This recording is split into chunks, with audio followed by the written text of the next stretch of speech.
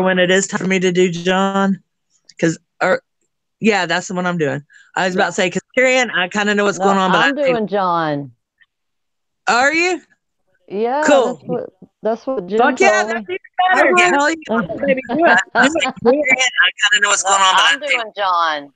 that makes me even happier because then I ain't got to. I got notes for it. Yeah, I already wrote notes and everything. Good, do it, baby, do it. Good. I just fucking wing this shit. This is gonna be fun. Okay. All right. Well, okay, Brittany, if you just want to go ahead and introduce yourself, go ahead, please. Oh, okay. We're already on. Hey, everybody. I'm Revengeance. You guys know me from, well, everywhere. Over here on Book Club, over on my channel, we've been doing stuff. Acolytes, we've been talking about season 8. We've been talking about Legion. We've been talking about American Horror Story. I'm on Facebook, Twitter, Instagram, all over the place. Bangers. Y'all know me from there too. And just, hey guys, what's up tonight? Happy Valentine's Day, everybody. Mwah. All right. So we have bad echo. I'm gonna try putting in earbuds.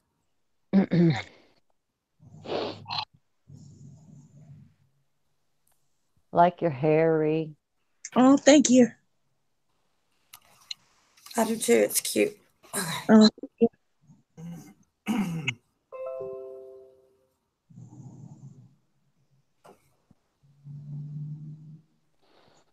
Here, I'm muted, so get rid of that go too.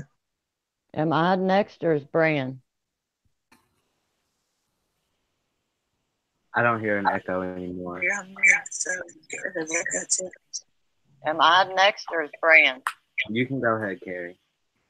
Go for it. Okay. I'm Carrie McDonald. On here on Book Club, Facebook, on Google, I'm on Amino. I'm in other chats all the time, and happy to be here, and happy Valentine's Day, everybody. I tried to get a little festive wearing my red bandana and my shirt with the hearts on it, but that's about as far as I'm going. I think Valentine's Day is kind of sucky anyway. But my husband did give me some really nice lilies, which was sweet. So, cool. Yeah. Our Valentine's Day has been uneventful, but that's not a bad thing. So, alrighty. Yeah. And with that, I'll go straight into, well, y'all know me. I'm Jennifer. I'm on Facebook. It's just Jennifer Wolverton, and here. So, don't forget Bran. And I'm Bran. Oh, shit. I'm sorry, y'all. I'm sorry, Bran. Go ahead. I'm sorry. I'm just hello, everyone. It's gonna be a good night tonight. 2 chapters, and I'm almost done with the book. So that's I know. We got to get Liz at Clash of Kings or something, because she said she didn't have it. I saw, and I'm in Gangbangers also, but it was somewhere that she said she didn't have it. Yeah, we can take care of that.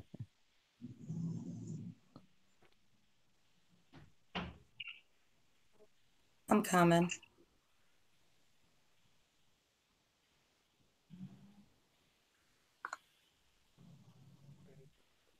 Damn, I hate autocorrect. And then what happened? Everybody always says that. The Lannister army and whatnot, they're at the inn at the crossroads, which we've been here before. This is where Tyrion was taken hostage by Catelyn Stark. Marshal Heddle is outside on a gibbet. That was the innkeeper. And Tyrion's frankly glad she got her comeuppance, and he feels like, maybe things that what goes around does come around for once. So that was nice. But things go terribly wrong in the Battle of the Whispering Woods. And not only is Jaime defeated, but he's captured. And Tywin is furious at this. In fact, the entire chapter really starts off with they have my son. And Tyrion is sitting right there, and he's thinking like, Yeah, they do, you know, but you got another one here. But then later in the chapter, we actually see, and then it's just the basically the entire scene is just a council meeting amongst the Lannister soldiers at the end of the crossroads. And at the very end, we get Tywin giving over being handed the king to Tyrion because of Cersei not being able to keep control of Joffrey, like executing Ned Stark. They see right now they could trade him for Jaime, his heir, like the son that Tyrion thinks, you know, he cares the most about, which is true. But at the very end of the chapter, also, I remember Tyrion thinks Jaime is, we're not going to get Jaime back, and now I'm his only hope. But the chapter doesn't read that way to me personally, and I want to talk about that. It reads to me like Tyrion has doubted himself for so long that that's all he can see or feel, really. Like he believes Tywin is never doing anything for the benefit or the good of him, and that's what he believes. But he was told very, very explicitly, do not bring that whore. Which also leads me to the question, does he know something about Shay? Was she planted? Because, I mean, out of all the things he said to him, he was extremely explicit for him not to bring her. And he knew about her.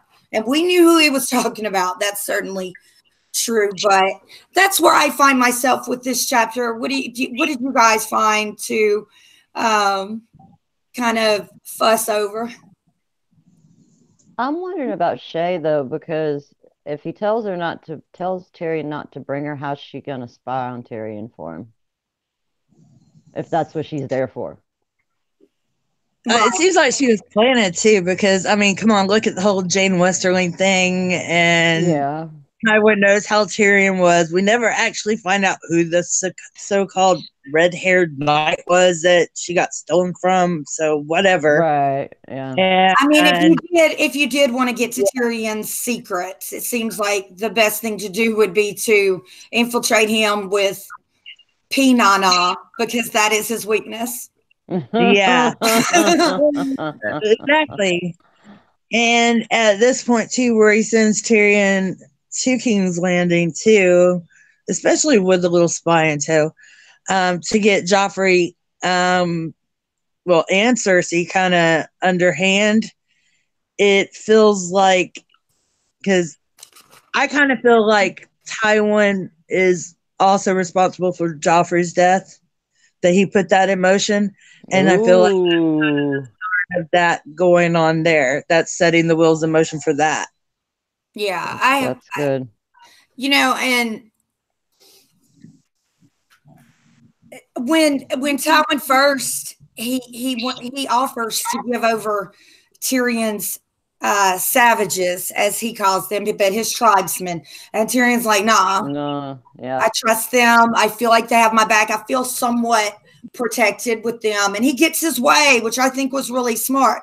He gets his way to keep them, because we see later, of course, way later, but when he falls into trouble, one of the first things that happens is they get taken away from him. Yeah. And he's like shocked that Tywin's going to put this much responsibility in his hands. He just can't. And he even then he gets a little pissed about it. Well, and then that's what I love about him, because he asked him pointedly, why? You know, you don't even like me. I mean, he did. I mean, we got as close to a confrontation.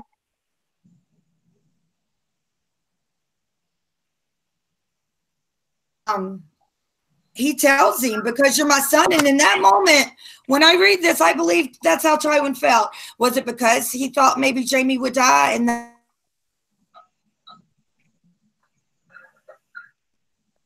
And Jen, you keep breaking up, honey. Really? Yeah. Yeah, a little bit.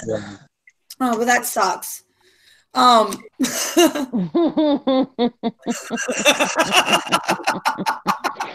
That's all I really have to say about it. If taking the headphones out, let me just let somebody else speak then.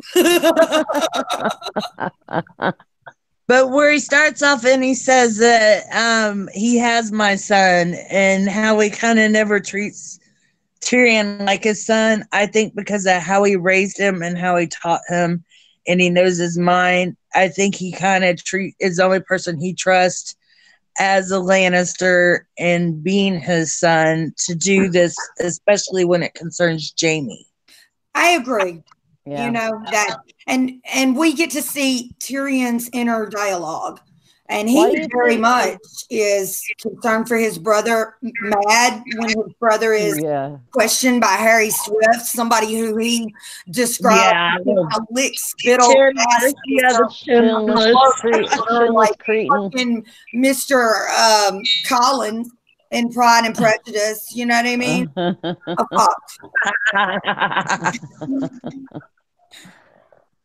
Well, they're all a bunch of all the things. Go ahead, Bran. I was just going to say that I think Tywin knows that Tyrion's going to try really hard to do good to prove himself to his father, so he takes advantage of that, and like, you know, that's why he gave him such a big task. Yeah. Yeah, because I wonder why he didn't send Kevin unless he just wants Kevin by his side. And he asked him expressly. He named several people, and Kevin Lannister was the first one that he named of why aren't you sending Uncle Kevin? Why aren't you sending such and such, such and such? His Uncle Kevin was probably would have been his choice even. But Tyrion's disposable to him, so if something were to happen and Cersei went nuts or something and killed him, then it wouldn't really matter to Tywin. He'd be okay about it. Well, you know what I equated to when I tell you guys this? Or Joffrey. If Joffrey went nuts and killed him, it would be okay. Yeah, but Look at how Tyrion acted towards Joffrey in the very first episode. So he had some degree of control over him from the beginning. Tywin really knew that. Right. Of course he did. He did. Amanda, Tyrion as being one of the only people, TV show and books, that is not a yes person to Joffrey. Joffrey at this point is surrounded by yes people. As a yes to death. Amanda Duncan's made two good points. Tywin uses his children to further the family name. And I think he also knew that Tyrion would irk Cersei the most. Right. I mean, it does make you think. It does make me think of Thomas Bowen. It really does. Yeah. And he knew that he would make sure that the other children too were well taken care of. He would be. He would take care of House Lannister. Yeah. Well, I tell y'all what it reminded me of. Whenever my parents would put a concession stand in a different building, like a building they hadn't previously done business at, the person you got to send over to start that up to see if we could sell hot dogs and Coke over there would always be me. So if shit went wrong, I got blamed. You know, everything usually would jump off. Okay. But I tell you, that's how I felt for Tyrion. Like, yes, I feel like Tywin's serious about it, but on the same token, he also feels like that's his only choice at this point. However, Tywin wouldn't send somebody to do a job he didn't think they were capable of doing. We also got to remember, too, at this point, Tyrion just proved himself in the van. He certainly did. Yes. And at the very beginning of the chapter, if we're not sure of the affection shared between Tyrion and Jaime, you should come away with the very beginning. What? He also escaped the veil on his own, by the way, too, without like considerable feats. One of the funniest lines is God, now it's escaped my brain. I'm having a senior moment. I love you for saying that. Oh my God. Russell picked on me so bad all day long. I did something. He's like, I was supposed to go get the banners from the back. And I forgot what I was doing back there and did something completely different. No, it's something Tyrion says. Oh, shit. It'll pop up and I'll just pop out of my mouth. So let me think about it a little more. I like your banners tonight, Jen. Yeah. They look good. What's up, y'all? We like your banners. I like the banners. Thank you. Russell put them up, and they represent what's going on in these chapters. Lannister, Targaryen, Stark, and then in Geek Chat 1, I'm on Mormont team. So I'm gonna keep that up there in the corner because that that's my team. You don't have a Lannister up there. You're missing something. What am I missing? Lannister for Tyrion. Oh, it's right there. I don't have any Lannister. Okay. I don't have any Lannister merch. It's an interesting week because it's no. That's just I don't know. I've always gotten Stark and other stuff, but I need to get some. No, we'll have to fix that, Carrie. We'll have to fix that. Wait a minute, you got that Cersei picture behind you, but still, no, we have to fix that. Well, we do. Yeah, that don't count. I'm on Team Mod. That's okay. I don't mind being on her team.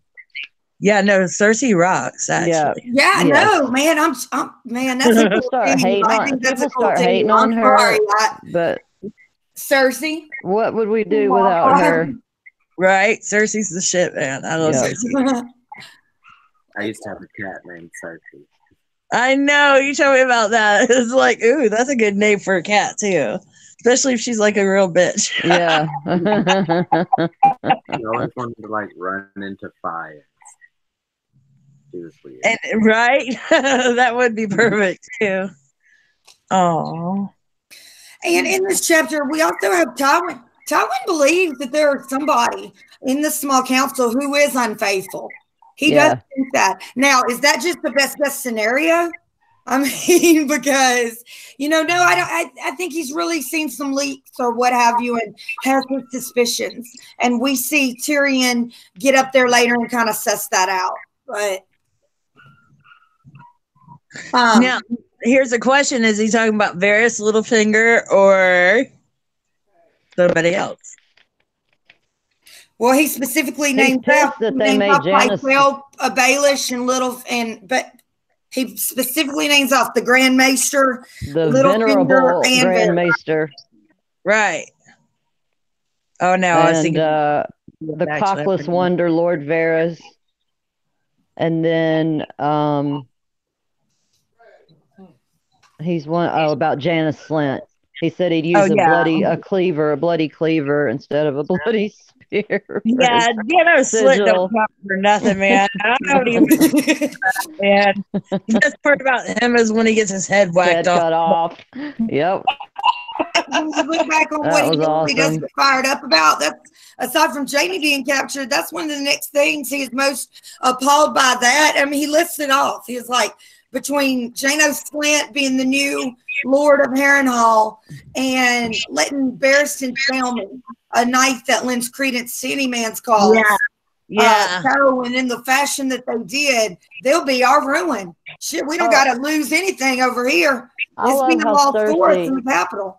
And I think that Tywin does know that. I'm sorry. Go ahead, Carrie. No, I interrupted you. I'm sorry. Go ahead, I love how Cersei's so worried that Joffrey's going to lead the city watch against Renly. Like, that little shit is ever going to get out and fight anybody. Wormlets. And she isn't going to tell him about Renly being crowned king and all that stuff because she's worried that Joffrey's going to go try to fight him in the field. And I'm like, he couldn't fight nothing. He throws people from a friggin' thing later. The antlered guy. Which Tyrion realizes they owe them money. Yeah, and then he's like, "Oh, you dumbass! You're not supposed to kill the ones that actually owe you money." No. Oh my god! As short as this chapter was, it was full of a lot of new information.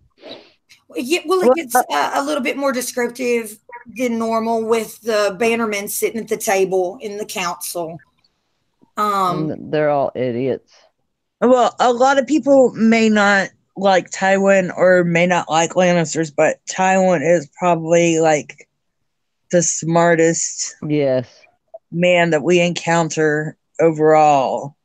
Because number one, he's outlasted all of them.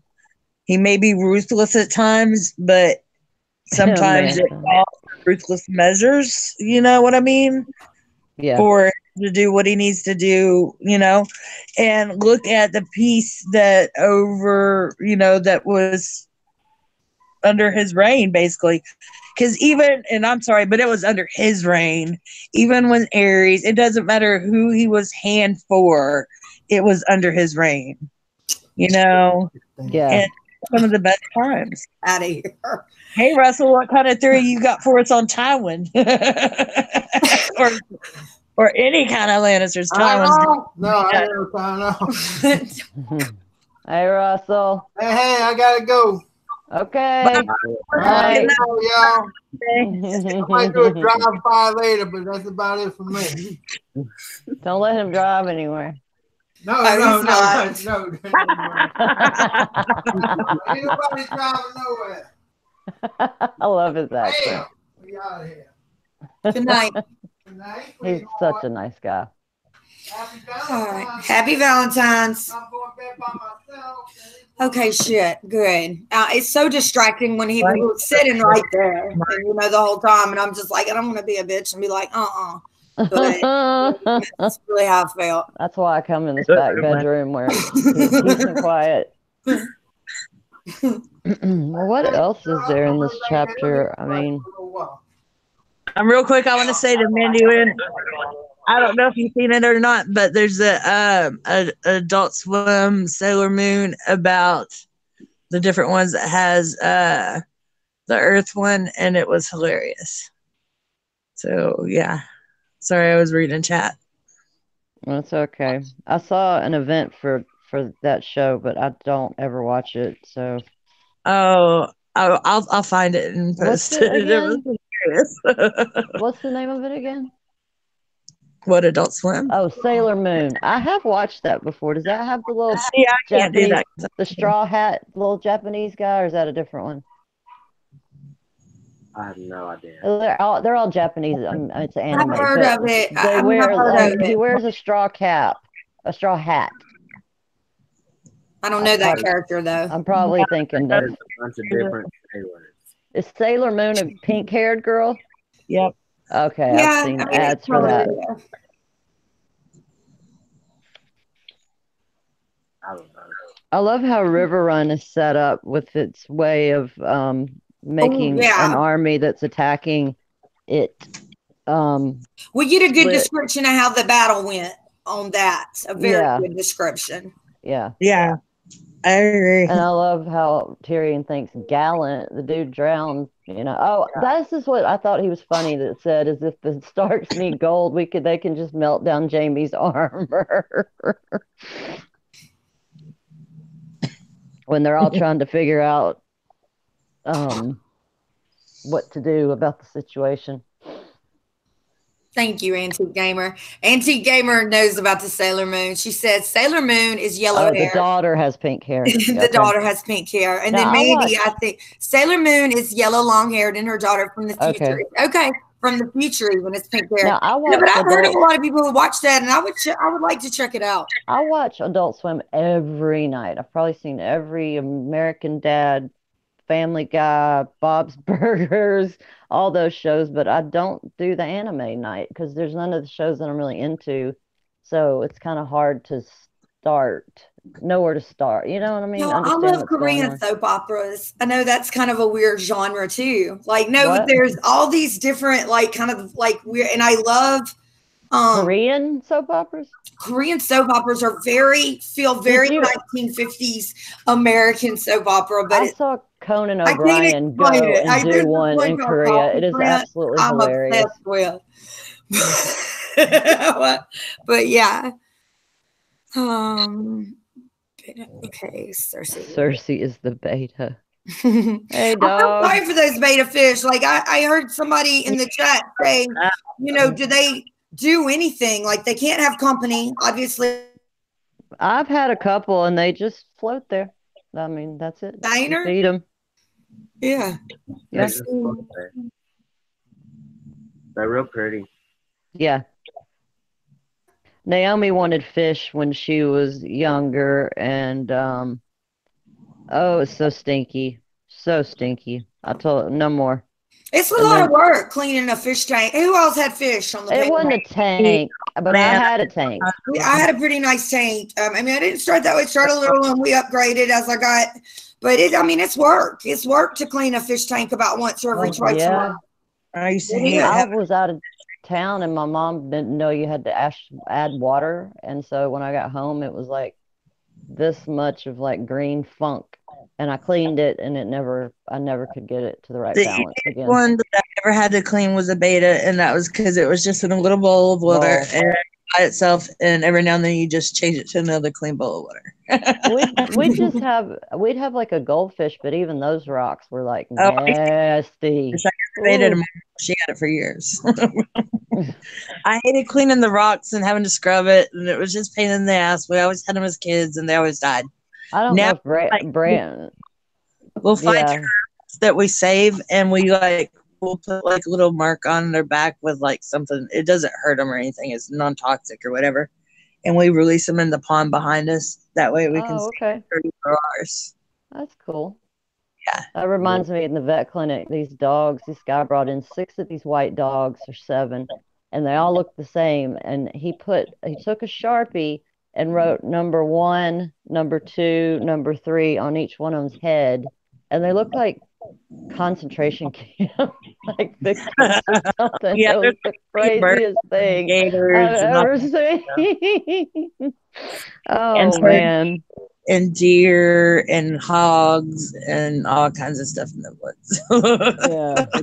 Yeah. Different color little collars on them. Yeah, thank you. Do something, but don't take a Sharpie and just write number 1, number 2. I'll tell you what, the funniest thing that ever happened was, it was like one morning really early. I was up at like 5 o'clock in the morning, and it was really foggy, and I seen 2 deer on the other side of the pond. It looked like a mama and a baby deer because one was just bigger than the other. And I was like, oh, how sweet. And then I was like, oh, wait, oh, the mama's giving the baby a kiss. And then I was like, oh, wait a minute. Get off of her. Get off of her. Oh, Lord. Baby, what the hell's going on? And I'm like yelling at him. And yeah, I just seen deer rape. And it just horrified me. That's funny. I just love animals. I really do. I just love animals. I haven't been the same since. Screaming in there. Spoiled dogs. But we did have a baby deer. He still had his white spots, and he came. People were going to keep him as a pet, and we treated him at the vet clinic. And his name was Victor. His eyelashes are they're like 4 inches long. They're so pretty. If you get to ever see one up close, which is pretty rare. Oh. Unless you're out shooting them or something. But I don't know. If you're going to go hunt with a bow and arrow, be my guest. That's kind of how I feel about it. I heard it's pretty hard. I mean, I heard you not grab a bow and be like, I'm going to go kill this deer. Like, no, I know, but that's my point. That's my point. I mean, but that's the way I heard it. But yeah. Well, I can't imagine it'd be easy, but that's kind of my point. Right. We're up to I just on the funny side. I remember Russell talking about bow season, and I was just like, people, and he was like, yeah, and he always used to say, it's actually pretty hard. So yeah, it is actually. They have certain times of year for it too. Right. And it's like, because what I said was something like, I mean, how many people actually go bow hunting? Is there a lot of people who can do that? And he's like, there's a lot of people who go out there and try it, and then don't do it again, but it's harder than you would think. I mean, it's they also have the they're not little automatic ones. Yeah. I bet those have some power behind them. Right. Yeah, it's not easy. Not everybody's Ollie Queen. Katniss Everdeen. You guys want to go on to John? And listen, I thought Brand was actually doing John at the start of the day. I don't know.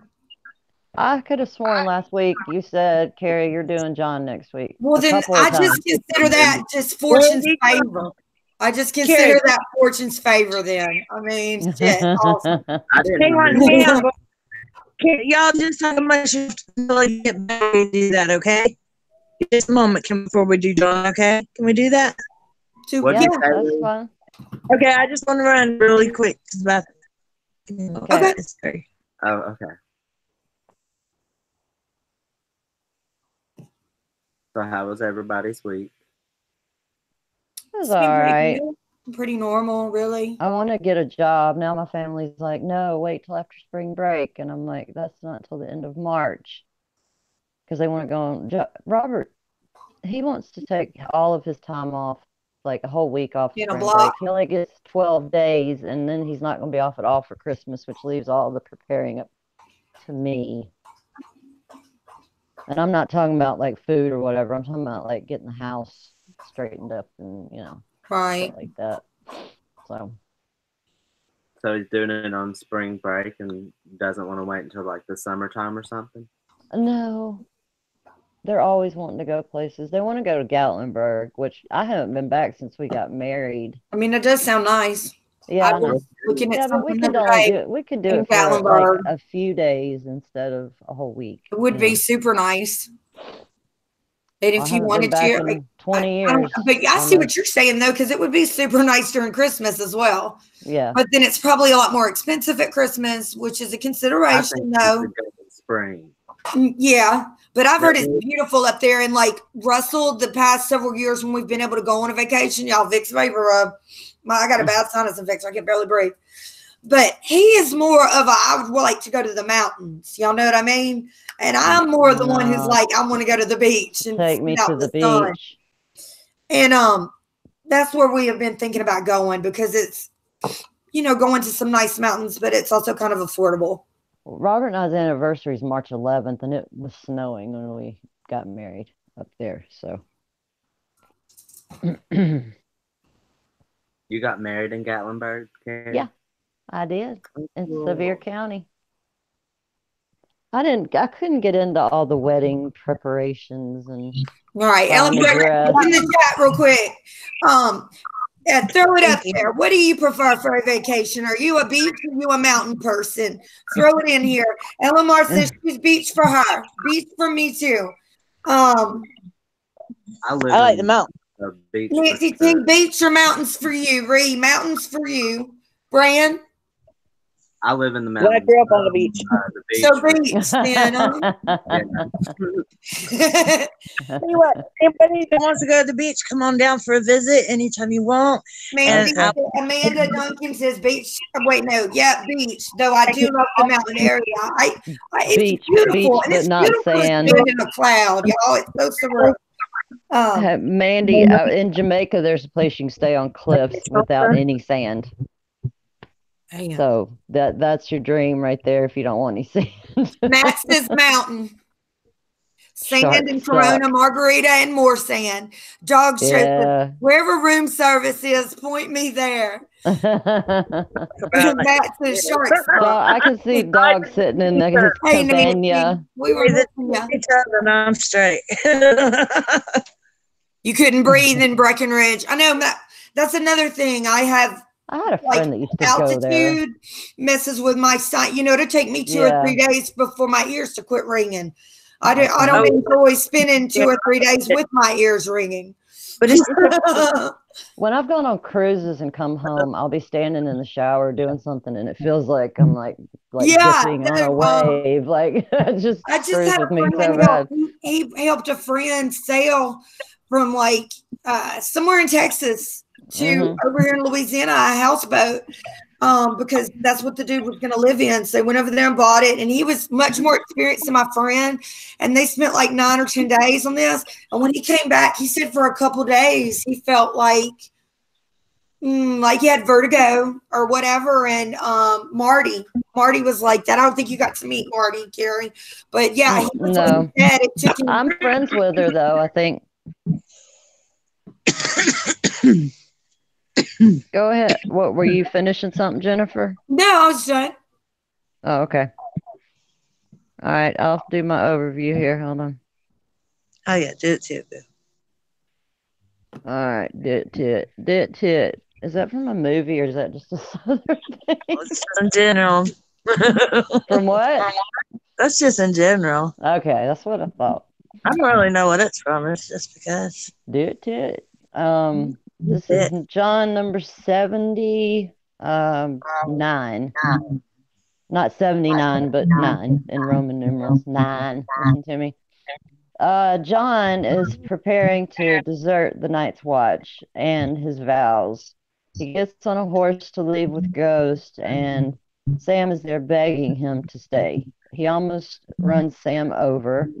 Then Jon thinks to himself, he hopes that Sam isn't hurt, but it's none of his business anyway. Jon's plan is to go down the King's Road until dawn, then go overland, which is going to make him a little slower because he's going to have to hunt. And he's riding as fast as he can because he needs to get as far as he can before dawn breaks. That's when Lord Commander Mormont wakes. And when they go looking for Jon and go to his quarters, all they're going to find is Longclaw. And Jon wonders if Sam is brave enough to betray him to the guards to wake up the Lord Commander, but he doesn't think that he really has the guts to do it. And Jon feels no matter what he does, he feels he's betraying someone. He still can't decide if he's doing the right thing. He's going to have to find new clothes, probably steal them. He won't even find haven at Winterfell. He thinks Bran will accept him, but not Maester Luwin. But he still thinks about Winterfell and how much he would like to go there. But he didn't leave the wall for Winterfell. He left to help Robb avenge their father. Jon wonders if Maester Aemon was a craven for not leaving the 3 times he was tested, or if it was honor.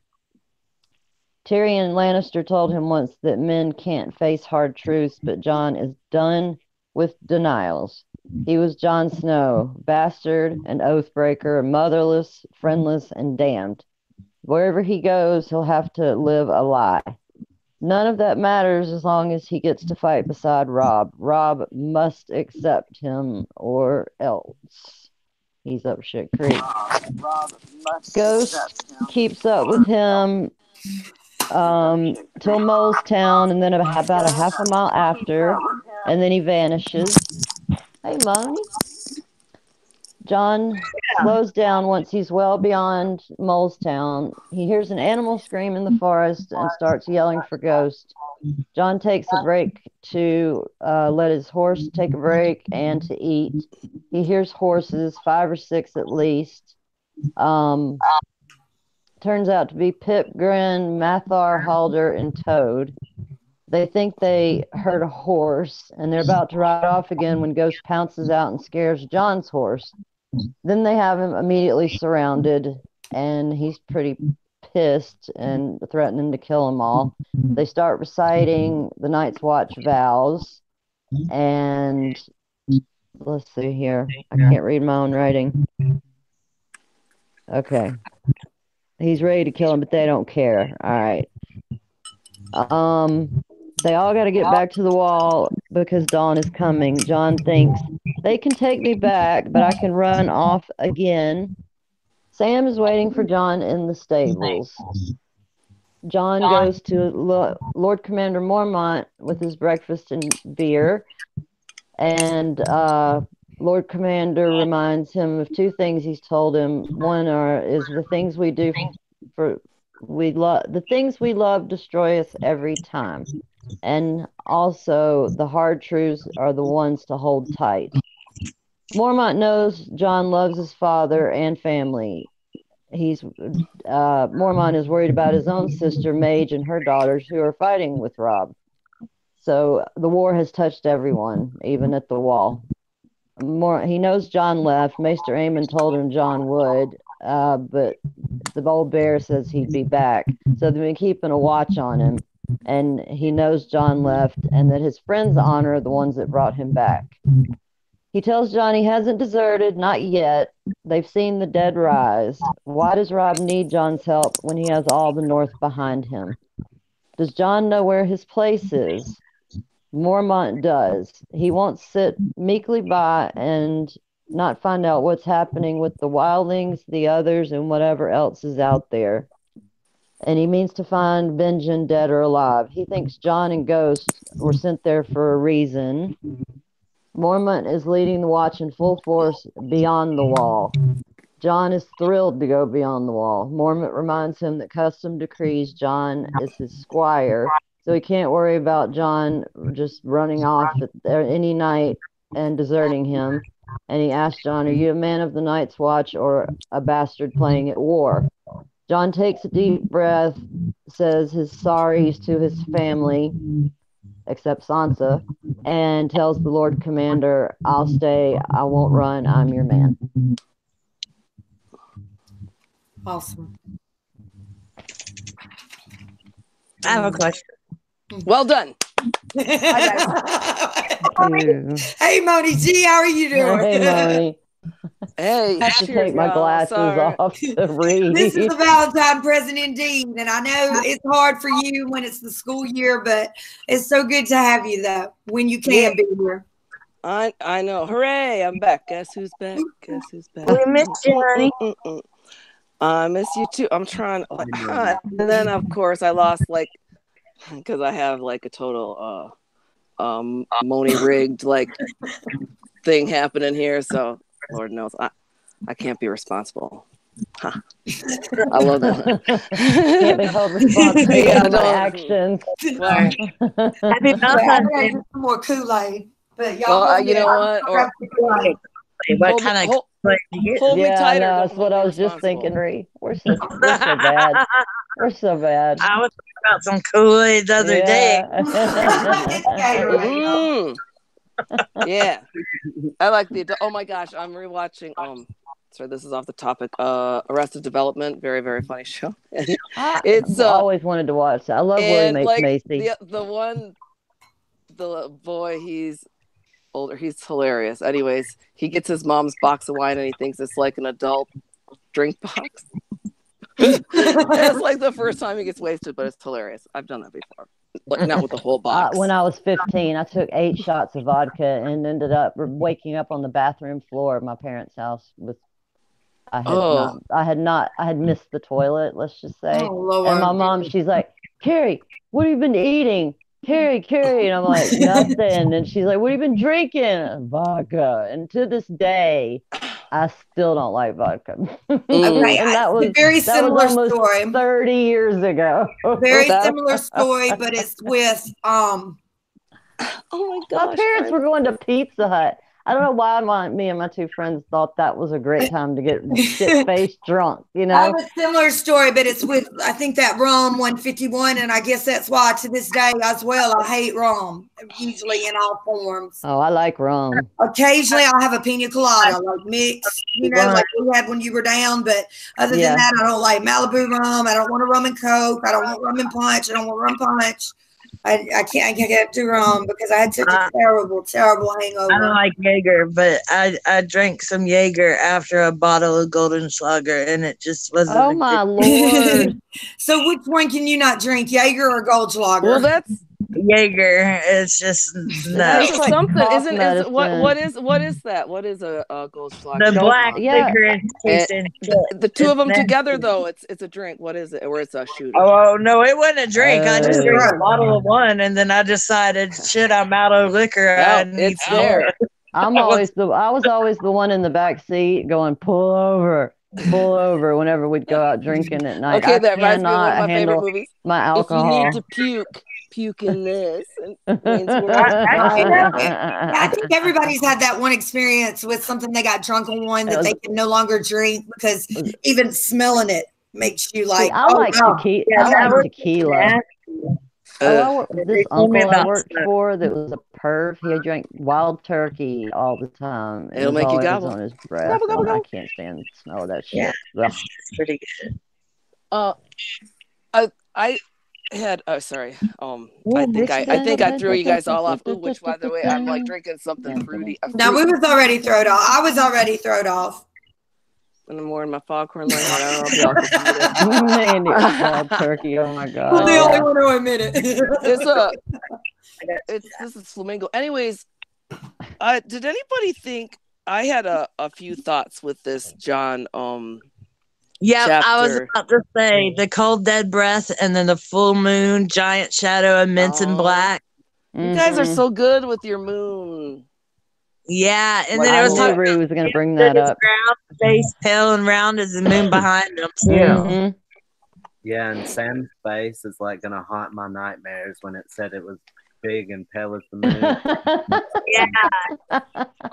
Okay, here's the thing. I just Think imagine about that the moon. look on his face, like when he first gets there and he's all to the moon. Okay, now Daenerys is like a Valyrian, a Targaryen, and and that's considered. She's also considered like a goddess, sort of. So now, if you follow the Sam being Aegon Targaryen, then that would also be another little hint towards him being a Targaryen or Valyrian. What? By the moon clue there. Yeah. Also in this chapter. What? Yeah. It's a little clue about when it talks about Aemon, like him saying, I'm not Aemon Targaryen, I'm not such and such. And this kind of but you are though. You know what you know what I'm talking about? He makes and it's actually the complete opposite in truth. And we know it as readers, or we think we know. Right. Yeah, really. And we're talking about no one would see him go, no one but Sam Tarly, and no one is a lot of references with death too. So that's just kind of funny because does Sam Tarly even really exist, or is Sam Tarly someone else? Ha ha ha ha ha ha. Always come back. Wait, okay, you're tricking me, Rhee. This is like that was not where I was going. And I probably look really crazy because I can't see shit. All right. No, I like crazy, but you tricked me there, girl.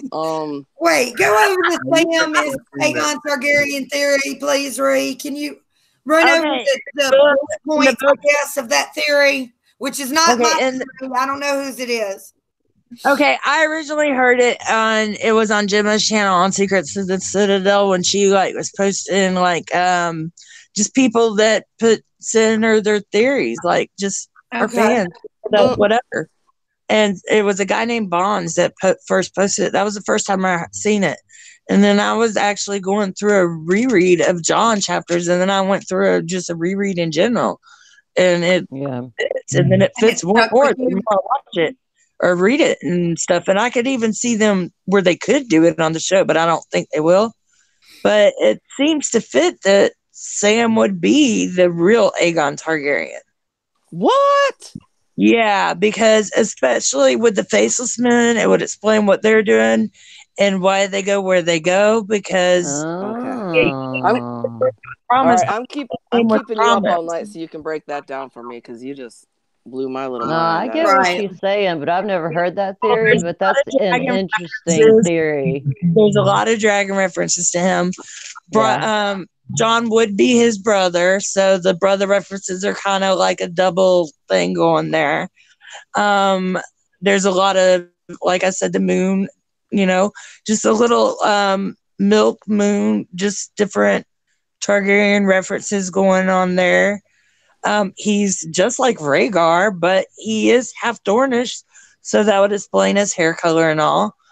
And he was living with the Tarleys, which was like the only commander that beat Robert. So, and very wealthy, by the way, in the Reach. Where else would he be safest? Think about it. And if his name was promised, if they thought he was dead, then his name would have been promised to the god of death. So, of course, the Faceless Men would he be looking for him, because he is the prince that was promised. And as much as he's called a piggy, all the pigs end up getting sacrificed. So he's going to probably dying in the books as a sacrifice. Is he Cersei? I mean, what? His dad was so mean to him then. Yeah, that's why he sent him to the wall, because he didn't want him to inherit his son's legacy and all that, because that's what whatever. Kramer says, I am blown away now. Can you please help me out of the rabbit hole? No. Like, it's just something I never, my little mind. I never thought of before. You out. I know it happens. I just climb in I follow that little rabbit sometimes. No, I dig the rabbit hole, Alice, but I never heard that before, so it's gonna take me a little minute to wrap my brain around that. Matt says I don't even know what night train. What is night train? Do I even want to know? like Brass Monkey, you know, I love the Beastie Boys or something. Not exactly like that, but that's the kind of alcohol it is. You know what I mean? Like, you mean Rot Gut? I remember being at one of the concerts and finding a bottle of Spanish Fly on the floor. It was empty, but I'd never tried it before. Go ahead, Kira. Go ahead. I was just saying at a Beastie Boys concert, there was an empty bottle of Spanish Fly, like just on the floor. People were kicking around, and I've never tried that before. I haven't either. I've always. It sounds like ecstasy, but I don't. I've always been a huge Beastie Boys. I don't know if I could. I don't know if I could handle being that funky. Funky monkey. But Brass Monkey is kind of like a pre-mixed screwdriver, I guess is what I would describe Brass Monkey. Has any of y'all else actually has kind of a my dad's a bartender or went to bartending school. I'll ask him. It comes in one bottle. Somebody in the chat knows. Comes in one bottle. I'm gonna step away for just a second, you guys. Okay. All right, Rand. Okay. It also says something about Moonlight Silver. Antique Gamer. Just for my senior moment, can we go back to the start of this and re-explain the whole last thing? Which part? Man, is that Mandy? I'm assuming. Are you? I know we've got like 3 Amandas. That crazy new idea. I hear you, sister. Okay. You got me. Like Sam is the princess promise. Okay, about Sam, you want me to explain? Sam is John instead of John. Oh, he's Aegon. All right. Well, he's Aegon. No, he's really. Wait, Rhee, are you saying he's the baby? Supposedly killed. Yes. Okay, he's the original Aegon. That was a fake baby. Gotcha. So in the books, young Griff is not really Aegon. That's why he's Fagon, because it's really Sam. And look at where the Faceless Men go to. It seems to be kind of following Sam around. And I can see that. Are in the books with him too. If you're that far, I don't want to really spoil. But and just the mentions of dragons around him, how Randall Tarley treated him, why he sent him to the wall. Why he was with Randall Tarley, why he would be, just him in general. Like, I mean, he really was like Rhaegar, just his interests and his smarts and everything. Right. Like, at all. Randall Tarley. No matter how bad he tried to beat it out of him, you know. I'm glad he got burnt. Yeah, me too. I don't think Dickon should have been, but that was his choice.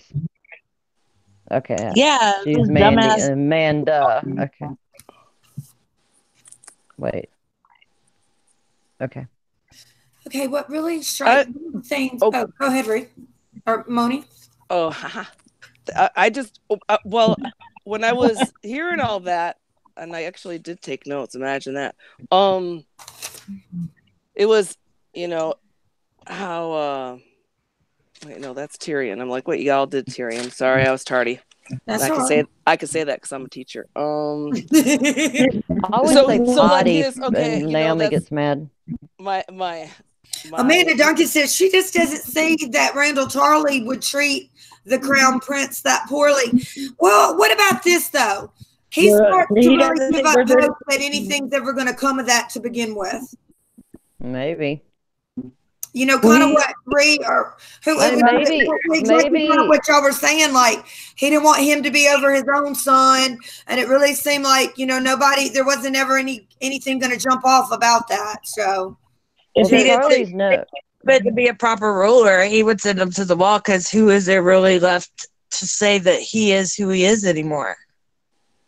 Oh, I don't think he sent him to the wall out of love. I think that he really hated him. I know, but I think at that point, I think he might have just lost faith.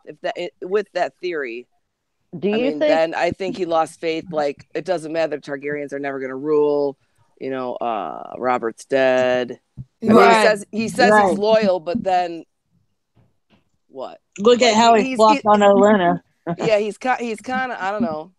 Like, do you for think the babies could have been switched without Randall even knowing? Oh, for sure. I don't think he was that involved in a baby. Right. I don't either. But it occurred to me how Jon was pulling his emo, like, oh, it was all about what will people think about me, poor me. And he'd lose his head, getting his head chopped off. Like, what would my dad think about it? Oh, you chop off my head, but that'd be okay because somebody chopped off his, so he's gonna go be a martyr. Boo-hoo-hoo. And then he'd be an oath breaker, and then he'd be betraying everybody, no matter what he did. And then he wouldn't have any family, and then he wouldn't have any friends, and then he wouldn't. And then finally, it dawned on him about Maester Aemon and how he said, well. Wow, he totally smack in the face, like, check yourself, dude. And why did Aemon say this to him before? Like, because do you guys think there's that this is also a theory that's kicked out there. Do you all think that Aemon knew who Jon is? Now, that's a big question for everybody. But that Aemon knew, and then he told him all of his trials. I had 3 trials too, and now when this all comes to pass and Jon has to ask it first, he's like, well, was he was just a coward for staying at the wall, or then he was like shit, or was he the bravest forever staying at the wall? But then it occurred to me, what if, so do you guys think like the Maester kind of is almost like somebody who they confess to? And there's like one theory, or it's something I thought about before, I don't know, somebody talked on it years ago, like millennia, when I first heard this story. When Benjen went up there, possibly Ned sent Benjen to the wall because he knew what happened with Lyanna. And I've heard that. So that was here's kind a of question for everybody in the chat. Who thinks that Benjen knew about Lyanna and Rhaegar? I definitely think I do. Right. I think that has to do with why he went to the wall when technically there really weren't that many Stark heirs floating around. Yeah, and with so they sent him. He's a Stark. So, and they know what goes on at the wall, even though it's supposed to be so great, whatever, blah blah blah. But then also with him sending his son up there to protect him, knowing that his brother would be there. Do you think that Benjen could have confessed, knowing who Jon was? No, but I mean, knowing who Jon was, and that might have been why even Ned put him to the wall to begin with, too, to make sure that Jon's secret never got out, because he might have already guessed that when he brought him home. Like that it was really Lyanna's baby. Example, I feel like the very first example we get of somebody of the same social status who has joined the wall is Waymar Royce. And he would be about even keel with where the Royces are, except for the Starks are considered a little bit more of a great house. But as far as family and honor and stuff, our first example is Waymar, and he was sent to the wall because there were 3 healthy boys. He was the 8th. Oh, he was the 8th? Okay, I just know from his family. He would have been the last in line out of 3, and it's also about the Royces. They're pretty funny. One of them is with Renly. One of them is with Rob, and one of them joined. One of them was with. They split themselves up really well. Like the one who went to the Night's Watch, then one was with Renly, and one was with Stannis, I believe, or the Crown. Somebody correct me on that, but the Royce. Amanda Duncan brought up a good point. Jon begs to go to the wall, and Ned is kind of hesitant about it. Right. So it's not like Ned just, sends him there. But, and I like the part where he's thinking about Winterfell or when he's thinking about Robb, and how he's going to come up to him in a disguise, and then Robb's going to smile at him, but he can't seem to picture that smile on Robb's face. And good Lord, if he had showed up and Catelyn's there, because she would have had him executed immediately. Or just do you think that might be a little bit of his green seeing too, and he so doesn't have a clue about it, but he can't see his brother in the future. I think there's had to have been a presence of Targaryen blood, like dragon blood, at the wall, just like there's been a presence of Stark blood at Winterfell. I think there's also been a presence of Stark blood at the wall this whole time for a very long time. Because I think that, like, when you look at when the wall finally did come down, look at all the dragons that finally died at the wall. Aemon, Shireen was burned, Stannis died, and then Jon died. Finally, the dragon was taken out. Well, technically, though, aren't the Karstarks like direct descendants of Starks? Yeah. I mean, like, don't you think like they're like a side family? Yeah. You know, and I mean, would you just, or They're is like that one cousins, of the things? Because they didn't really say. Battle of the bastards, though. They got wiped out. He was a bastard, but that's true, right? But like, you know, maybe he wouldn't even had them, or sure, there might have been other bastards. But see, I think there's probably Stark lineage blood up there at the wall, whether they were Starks, because like, you know, they didn't talk about out of Ned's kids who would have to go to the wall, like, you know, before Jon was sent there. Like you said, that was kind of like a surprise because Robert wanted to kill all of them. He wanted to protect him. I don't know. I just thought it was really right in my face about Aemon, like saying. Well, I think that some of them were waiting for Jon to get there. Actually, like I think Aemon and probably Jeor Mormont and Jeor says that in this chapter. You know, if it, I think you're here for a reason, and Ghost is he's led us to the Whites. You know, Othor and Jaffer Flowers and where they were meant to be. Yeah. I mean, just look at the stuff the Raven even said in the chapter too. It's just I was going to bring that up, but it would make my overview too long. But go ahead and go over it, like all the words that he said. I know you have it highlighted. Yeah, go ahead. That's the perfect thing to go over. Go ahead. I know he says Benjen. Yeah, he talks about Ben. Does he say war in Jon's face? Like towards the end of the chapter? Well, I don't know. What are like squawks? War. Because lately I've been doing caca.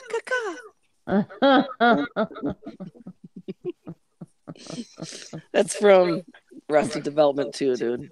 That's pretty funny. I do both chicken dances. I've seen Fargo, but I haven't seen much else. He says no.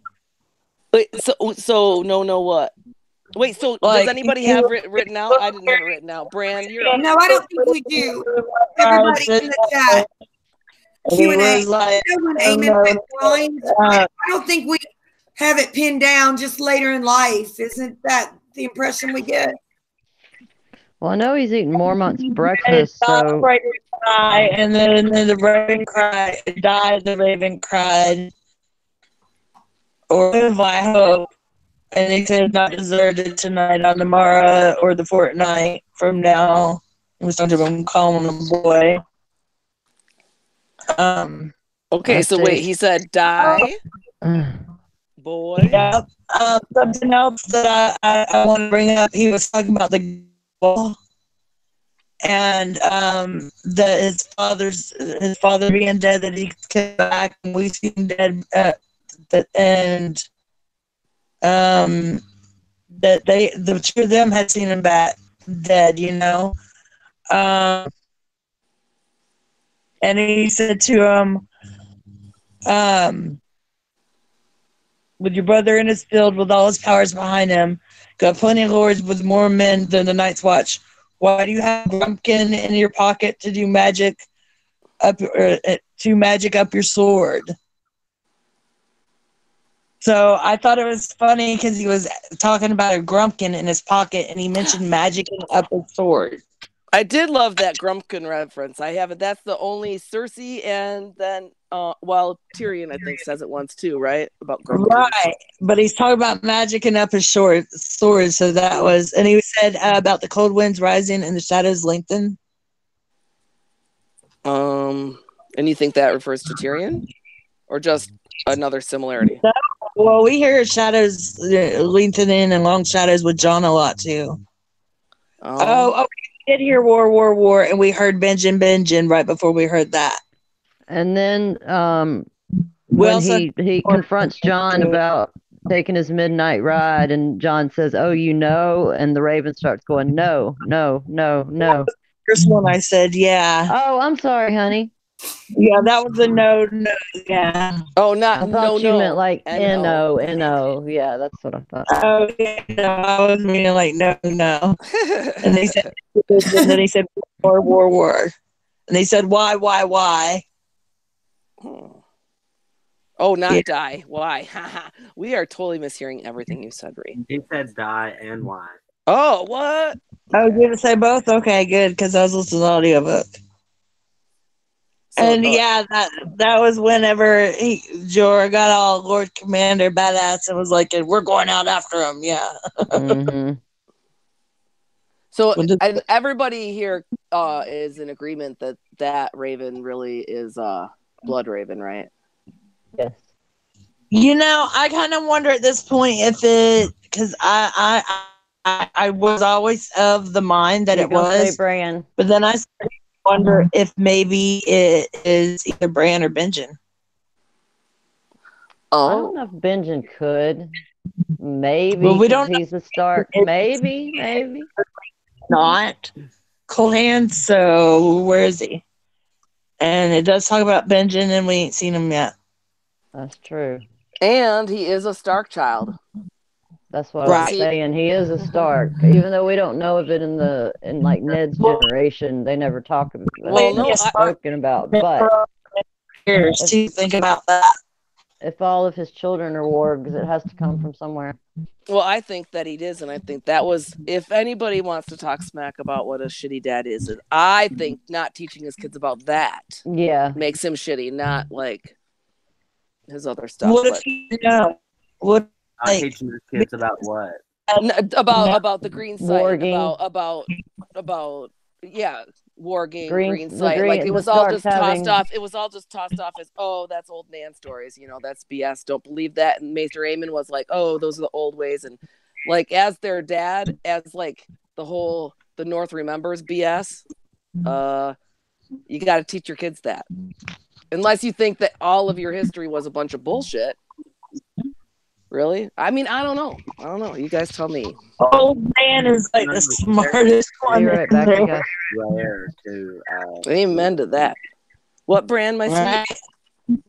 I said it's like apparently very, very rare to be a warg or skin changer. So like it's like a phenomenon that they're all wargs. Right. Do you think maybe he just really forgot? Like it's been so long since anybody had an animal or whatever to harness any real tangible thing that he really had never experienced it before. Is that skipped him? Maybe he didn't have the ability. Is that whole no dire wolf south of the wall, maybe, or? I mean, maybe there are no dire wolves south of the wall. Dragons were there. There are no dire wolves south of the wall. They're all the way down to King's Landing, and then Cersei kills them. So one of them, anyways, and then now the other one's like a giant wolf. But and I loved how they talked about. I know you guys already did this one, but how Rob's wolf, monster of a wolf, killed at least 4 people and tore about 4 we get another story. Oh shit, that was in Tyrion. My bad. But I really do think that Rob was warging Grey Wind during that battle. I think he was 100%. Oh yeah, no. Yeah, me too. I think he just didn't even know what the F. Thought it was all a dream or just something, and it really might have been to his benefit for him to have figured that out a little bit, or to what you guys are saying. But I just kind of get the feeling like nobody's ever had it experienced them lately. It reminds that he didn't really have anything to tell. Maybe Lyanna would have.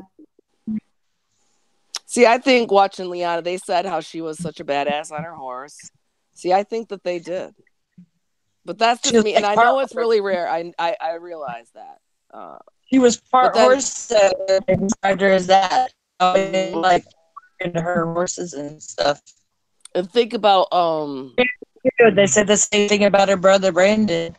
Right, and like Ned was just sullen, so he was like just grown up, right, before his time. Yeah, I think maybe he didn't have the ability, and maybe only Benjen and Lyanna did, and that's what made them so close. Because I find it hard to believe, because they were actually closer than Ned and Benjen, because he was fostered out and they were kind of left at home. She was a little bit older. Girls didn't go away from home, and they were a bit closer. And I just find it completely silly to believe that Ned would have known something Benjamin didn't know about his sister. And also, maybe that is why they had such a strong bond as well. Well, and yeah, I don't know. I think that they were like, well, no, anybody would go protect their family like that. That was family honor. Because when we see much further on, we're going to get to the Night Watch and the Fist of the First Men, and that one guy completely, his name, Corn Halfhand. Yeah, He totally wants Jon to go where he believes there's real power, and Jon even being half Stark. But I think it's more to that too, and that's getting too far ahead. But no, definitely. With that. Well, wait, with see, and because I kind of got the feeling that Corn Halfhand, and I know that isn't that the Green Hand Seer or the Green Hand or something, whatever that is. One of their theories that people up across the wall are different people, and I don't know. I mean, I hadn't heard it. Would Corn Halfhand be one of the people who knew that? I think he definitely has knowledge, and he definitely believes. Because if you really think about it, there was Corn was doing something with Jon. That was all. There was no reason to have him there, other than for him to have some ability the other men didn't have. No reason whatever, and too dangerous the first mission to be training somebody. So there was a reason they wanted him there, and it had to have been to do with some ability he already had.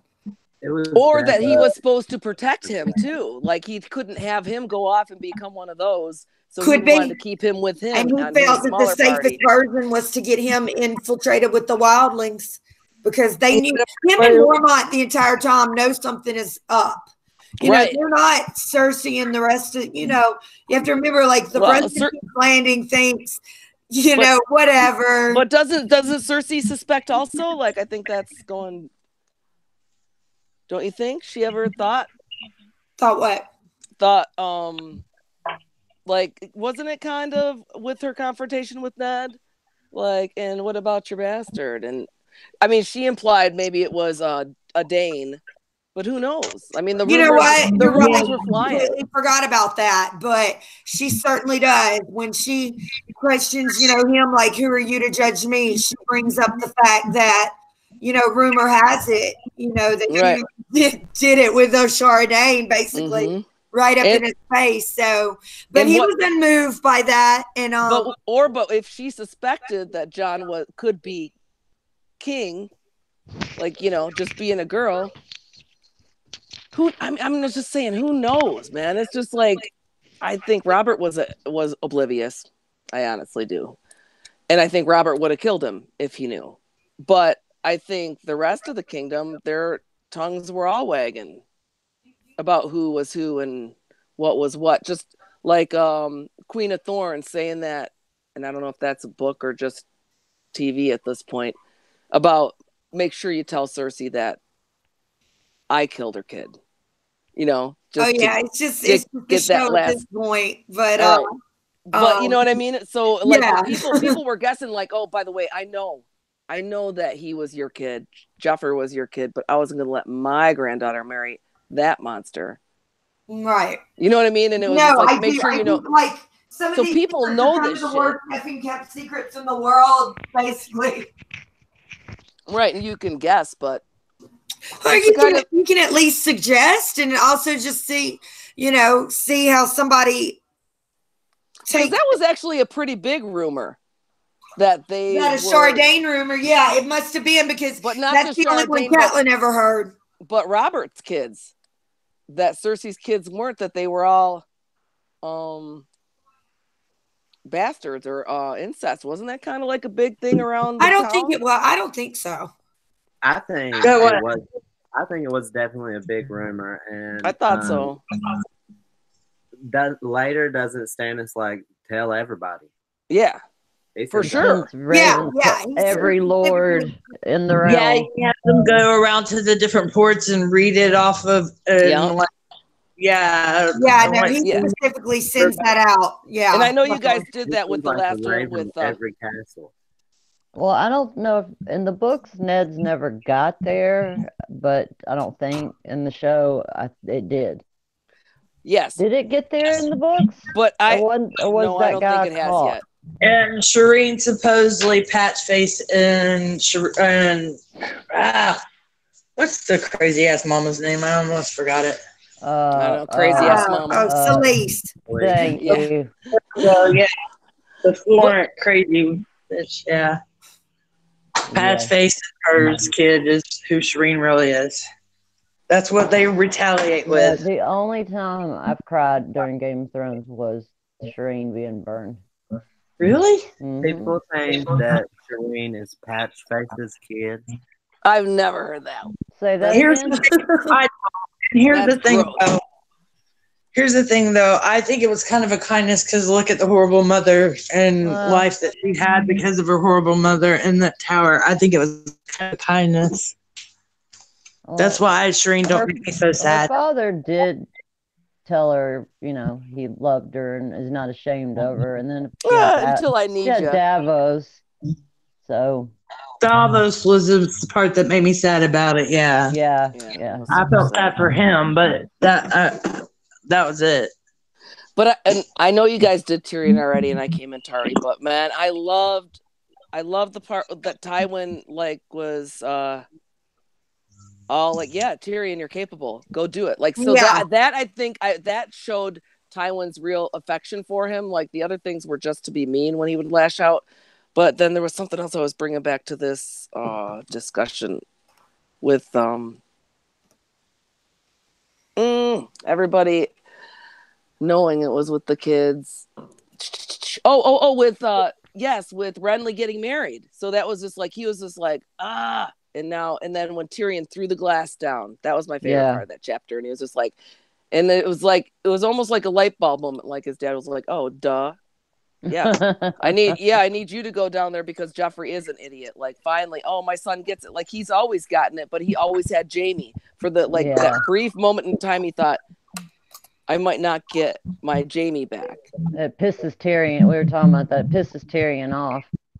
That he but just like every beaten child, they just beg for their parents' love. It doesn't matter. So that was, but I loved how we have another king to contend with. So they're not even worried about Stannis, even though he's a worry. But then, boom! Now Renly married somebody, so he's a worry, and Joffrey is like a big idiot, so he's a worry, and then we go up and John's like, "Fuck it, I'm leaving." I loved it when and then it hit me in the face. Like, I mean, when you heard that the first time, do you think Maester Aemon knew when he told him that the first time around? You think that he knew? I do. Yes, I think that if it wasn't just some kind of Targi sense that he sent, that John was special. Maybe even he didn't realize it was Targi sent. He told Mormont that John was going to leave. They had a conversation about it before he did it. Yeah, but it's funny because it's almost like they were placing their bets. Oh yeah, come back. I'll bet you back by breakfast. My brother was Darren Targaryen, and he was Darren the Dreamer. He used to have a lot of very prophetic dreams as well, so much so that he became a drunk. Darren the Drunk was another name for him. But so in Duncan Egg, Danny has prophetic. We still don't know why he even went to the wall, but he went with Bloodraven and Bloodraven's archers. Okay, that's cool. So all of them went there to prepare for something. So the question is, what was it for John? Huh. It's a good question. I don't know. I just maybe they were. Did they make any other stops, or just went to the wall? And that's another thing too. I mean, if you look at Craster seems like he's like half Stark, that one Targaryen too. But in a wild, we cleared away because his mother's from White Tree. I was gonna say White Tree. Yeah. I don't know about that Craster. He's nasty. I don't know about him. So yeah, but I thought that was really interesting, and I thought, well, did Aemon know because he's like got like super abilities, or he's just super wise or whatever? I mean, he's lived a long time too. He's seen a lot. Yes, because he's super wise. But it kind of hit me like, well, maybe gained another. But maybe Uncle Benjen like used him like like a counselor, like kind of like wouldn't the Maester be the guy that you could talk to? I mean, I certainly think that it would be possible. I was reading somewhere though that like that's not really what the old guy, but it seems like he's just a wise. He's also the type of person who when you're talking to him, he makes an effort to try to pull stuff out of you as well. You know what I mean? So I just say he's just super wise. But really, I mean, visited him at the wall too. Remember that? Who? Rhaegar was gonna go to the wall. He did. He visited him there. Oh, okay, right. Yeah, see, but he just but how wise do they really treat him? Because think of it, like, okay, Jon got Sam in the inn club, so he didn't get beaten to death in the training to try to get in. And think of the two lumps that they had like working for him. Like, here's this guy, he didn't just lose his sight, man. I think he's been blind for a while. So like they can't even really barely read, and they're just kind of yuck. I don't see the worthiness of the two lumps before Sam for Aemon. So even though he was wise, it's just like, I don't know how well did they treat him? Well, he's been there for 50 years or so, something like that. I mean, or is that just the slim pickings on the wall? Like people who were sent up there couldn't read. Long he's been there as the Maester at the wall. Right. But he was pretty well loved, and that's why we're getting way ahead. Yeah, but don't you think they would have somebody that like could help him read and stuff? Like, I mean, that was Sam's big selling point. Yeah, I think, but that was because there wasn't that many people really who usually joined the wall who could read, or like certainly none of the people that were in his class seemed to be able to read. Yeah. Now, the Ravens and the other one just helped take care of them, basically. And you guys know when did it drop? When did the wall service really drop? Like, the bottom fallout in service. I don't know. That's a good question. I don't know either. And why did that happen? Because up until that point, we know it was obviously, it's something. They had 12 castles. It happened because of the North. The 19 castles, when did they fall down to 3? Yeah. What'd you say, Brian? I said it happened because the North did not really remember. Okay. Yep. Fucking North. For sure. I know. I'm a northerner, and I often forget. It was like 200 years ago. But that's just a weird thing. Like, almost like when the big Catholic families, and you would send at least like, what was it, the third or fourth son you'd send to the priesthood, and like you're sending some to the nunnery, and what I mean, like, oh, this one's going to be a teacher, this one will be that you just, because you couldn't afford to keep all of them for one. But it wasn't like families quit having babies up in the North, like, but they weren't sending their kids to the wall. Right. Somewhere along the line, I guess, it's just like everything else, sometimes you just kind of lose some of your culture or history. No, the North remembers. They're about to. They're supposed to, right? They're about to get a big. They're about to get a big remembrance. Reminder, yeah. North don't remember nothing. I agree. Well, I wonder.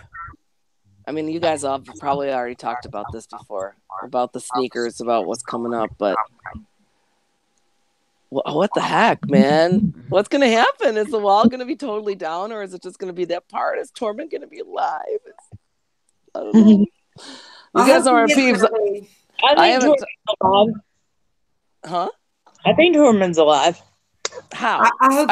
I hope he is, just because he's one of my all-time faves. But they had just walked onto that very edge of the wall, so they had plenty of time to run off of where it fell. Right, but there's a sea of undead coming in and swooping up and killing, so they become part of their army of the undead. I think if we see him again, he'll definitely be undead. No, really, Bran. Cool. Like y'all heard that. Bran said if we see Tormund again, he's gonna be a white. Is he gonna be? Look, there's bets on I think who the first one you see is. Is that who you put your money on? I say seeing Hodor as a white is gonna be really. That's gonna break my heart enough. I can't handle Tormund being a white too. That's what I want to see everyone. Roxidia said Tormund is definitely alive. Branwick, you are. Tormund and Beric are alive. Branwick, you are my sweet kids, and I can't believe that you want everybody to be a white. You just like blew my mind. If Tormund and Beric are alive at first, I don't think they're gonna make it very long. If anything, sorry, guys. Beric might give kiss alive to Tormund. Me too. I love Tormund. But shit's about to happen, and I know everybody's gonna die, but that's what I hate the most about Shakespeare tragedies. I like my happy endings. I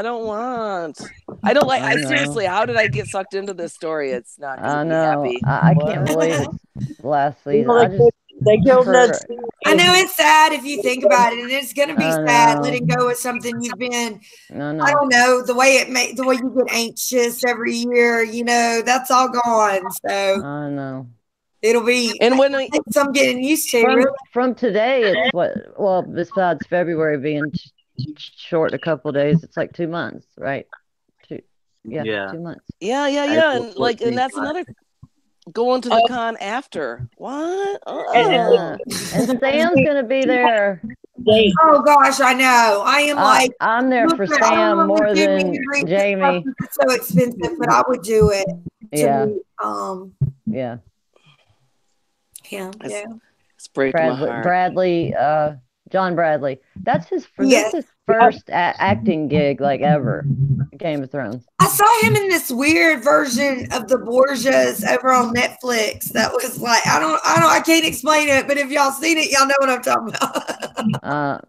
The Borgias already kind of a third off show, but then Nancy T says we have the prequel. Yeah, that's good. And when I told my dad that, he's like, "There's more to the story." And I'm like, "Wait, more characters?" It just keeps on coming.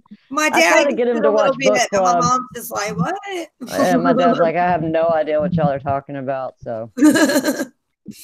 No, it's tricky. So anyways, that was my big notice on both of those. So I thought, wow, that was what jumped out at me. I was like, did Benjen tell Aemon? And that's why Aemon is so wise. I mean, he's wise anyways, but he has a little bit of extra insight. And he told Jon and... Okay, so what do you think? What do you think? Why is Aemon still there? Because he's braver or because he's cowardice? Because he's brave. I concur. Okay, once again, look at who Aemon takes the most interest in, Jon and Sam. You're right. I think he kind of smells the dragon blood or something. What? I can't hear you. You're a robot. She's lighting a cigarette. She's lighting a smoke. I'm sorry, I was taking a headache powder. I was, Carrie, don't you? I know. I don't know how you do that, Jen. God, that's it's the only thing that gets rid of that. So nasty. I know it's terrible. Well, depends. It's too medicine. I'll be right back. I know a lot of people feel that way. Yeah.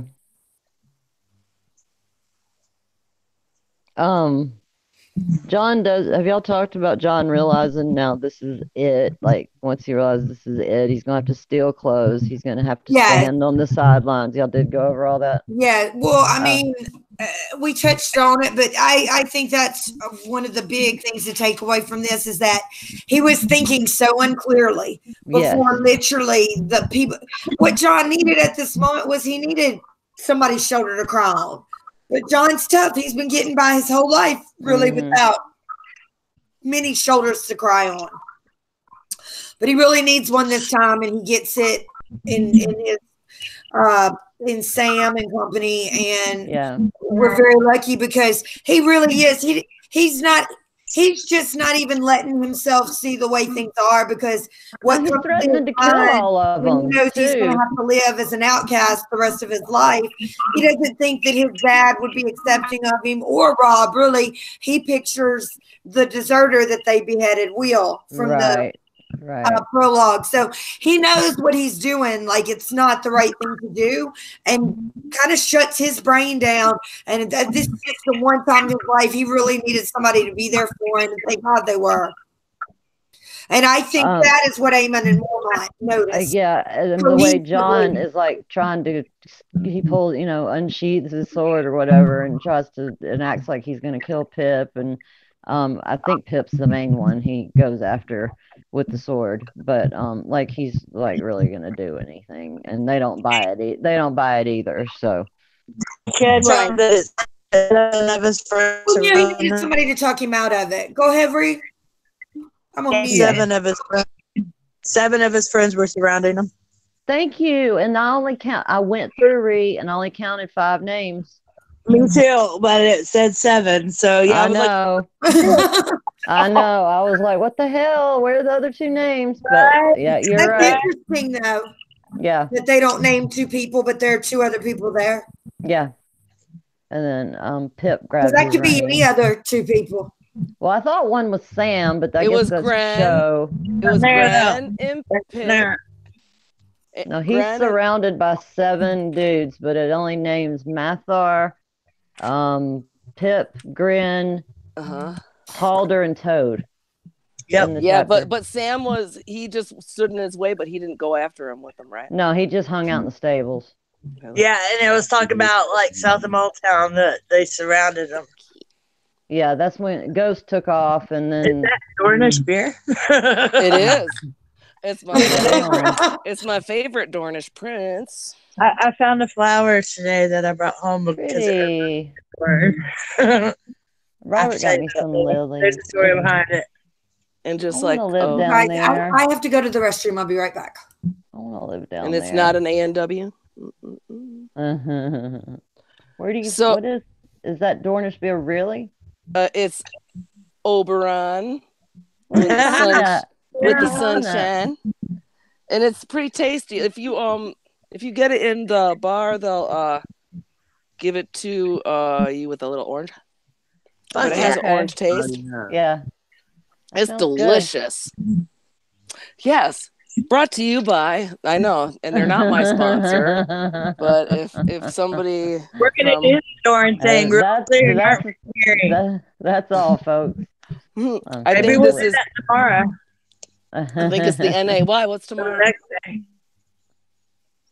What's tomorrow? Dorn. I've been waiting. Tomorrow's February 15th. Maybe Dorn. What's tomorrow? Tomorrow, you want to do it?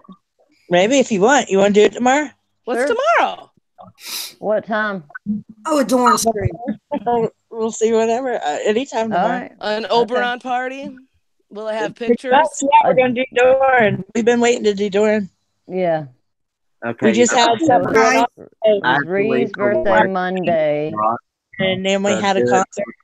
I can watch. Wait, I can't hear you, Brand, my sweet. What'd you say? I was saying I have to leave for work tomorrow night at 8 o'clock, so do it before then so I can watch. Okay, babe.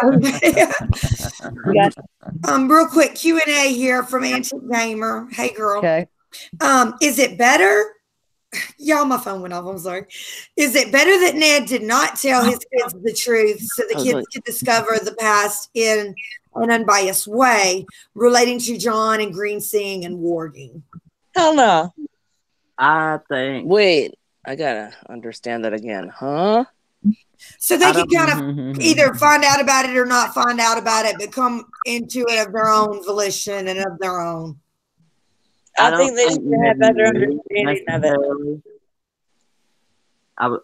I don't think Ned knew necessarily, but because people have such a negative opinion of people who are wargs. So if my kids were wargs, I would want them to know ahead of time so that they didn't feel so,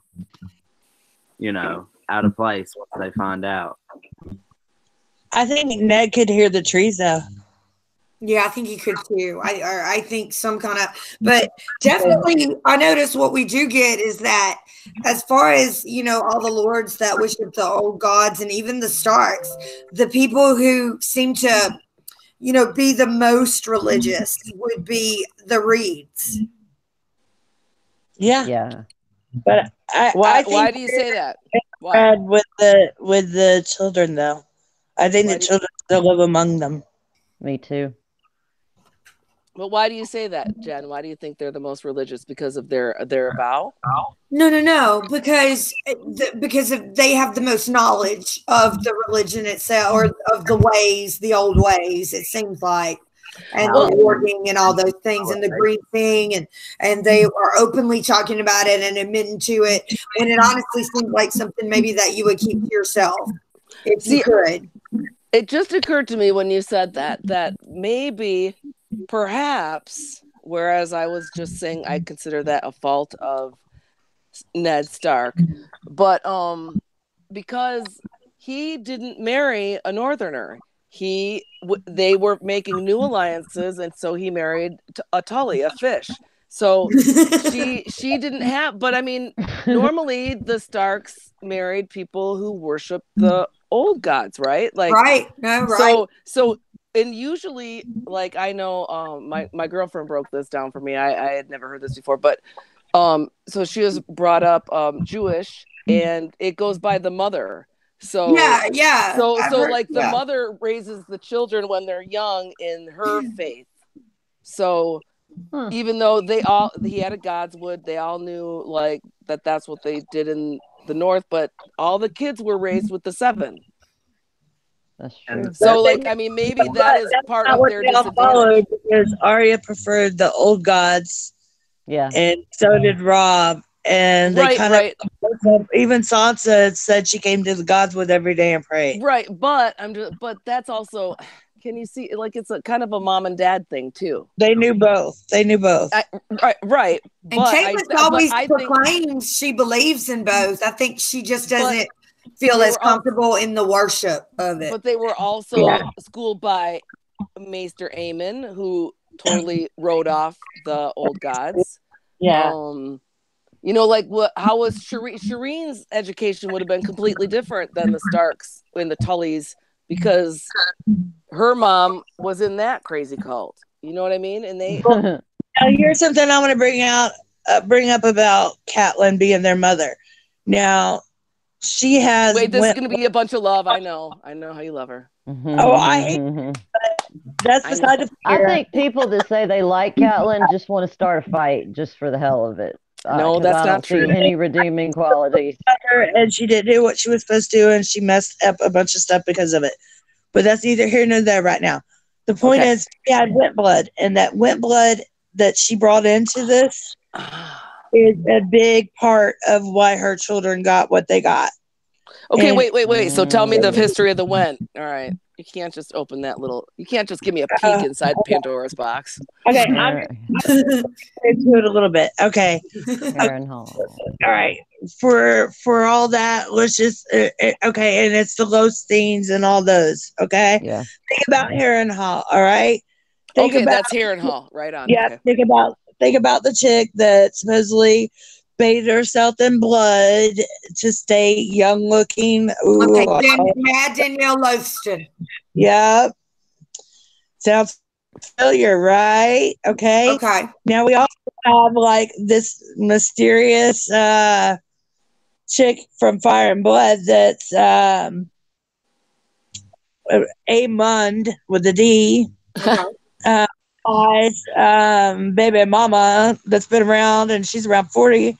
that lives at Harrenhal that's kind of same MO, you know? Oh, really? Okay. I didn't know.